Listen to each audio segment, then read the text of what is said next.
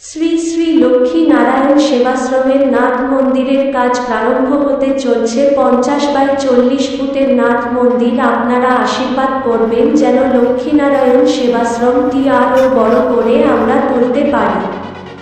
আপনাদের আশীর্বাদে আমাদের কাম্য। ঠিকানাটি হল নবদ্বীপের অন্যতম একটি দ্বীপ, ঋতু দ্বীপের অন্তর্গত ধোবা চরমানিক নগর, সমুদ্রগড়, পূর্ব বর্ধমান, নান্দাই ব্রিজ সংলগ্ন।